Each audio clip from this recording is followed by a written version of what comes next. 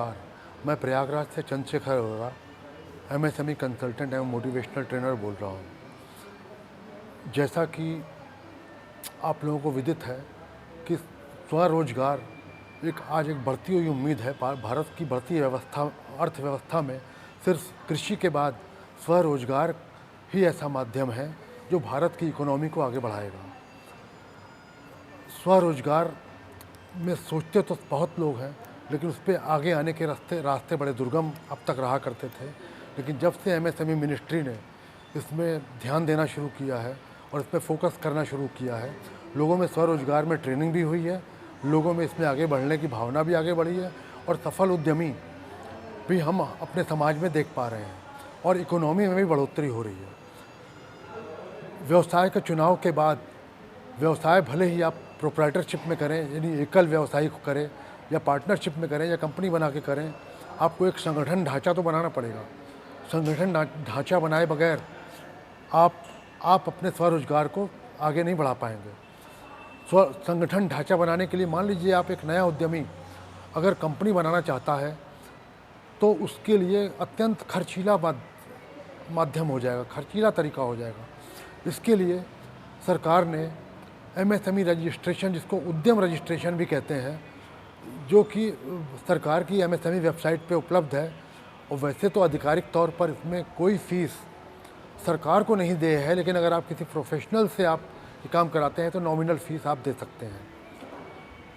उद्यम रजिस्ट्रेशन के लिए आपको 3 सेक्टर में करा सकते हैं। या तो मैन्युफैक्चरिंग सेक्टर, आप कुछ निर्माण करने जा रहे हों या कर रहे हों, चाहे आटा मिल, चाहे दाल मिल, चाहे आप फर्नीचर बनाना चाह रहे हो, तो मैन्युफैक्चरिंग सेक्टर में हो जाएगा।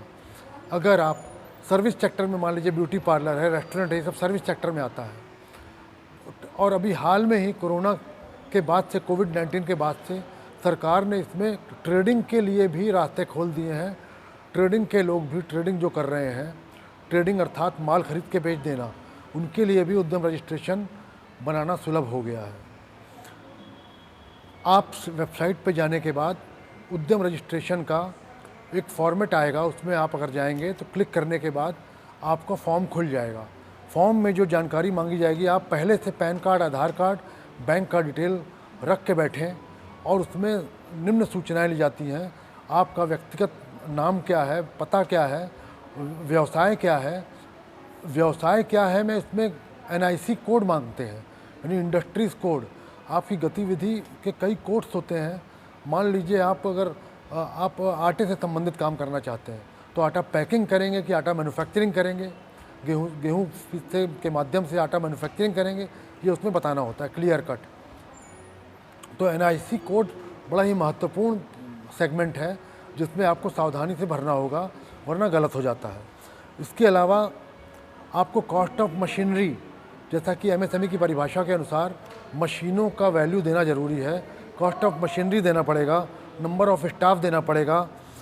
ये सब करने के बाद आप रजिस्टर्ड ऑफिस वर्क प्लेस, अपनी ट्रेडिंग प्लेस भी दे सकते हैं, वर्किंग प्लेस भी दे सकते हैं, अलग अलग प्लांट का डिटेल भी, एड्रेस भी दे सकते हैं।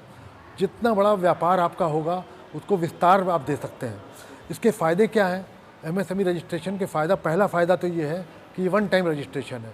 जैसे कि जीएसटी में आपको महीनवारी वकीलों के माध्यम से आपको बताना पड़ेगा आपकी खरीद बिक्री क्या है, यहाँ उद्यम रजिस्ट्रेशन में ये समस्या नहीं आती है। दूसरा फ़ायदा ये है कि आप तमाम योजनाएं जो एमएसएमई मिनिस्ट्री और दूसरे विभाग कर रहे हैं, उसके आप लाभान्वित होने के आपके रास्ते खुल जाते हैं। तीसरा फ़ायदा क्या है? बहुत ही लो कॉस्ट में आप जीएसटी कराने जाएंगे तो वो कॉस्टली होता है, लेकिन अगर आप जो है एमएसएमई उद्यम रजिस्ट्रेशन कराएंगे तो इसमें कोई भी कॉस्ट इमीडिएटली नहीं देनी है। इसके अलावा आपको, जैसे मान लीजिए जेम पोर्टल पे आप अपनी मार्केटिंग करने जाते हैं तो आपको उद्यम रजिस्ट्रेशन वहाँ कंपलसरी है। तो इस तरह से अगर आप कोई सरकारी ऑर्डर लेना चाहते हैं तो उद्यम रजिस्ट्रेशन आजकल रिजर्वेशन हो गया है एमएसएमईज़ के लिए। एमएसएमई कहलाने के लिए उद्यम रजिस्ट्रेशन आवश्यक है।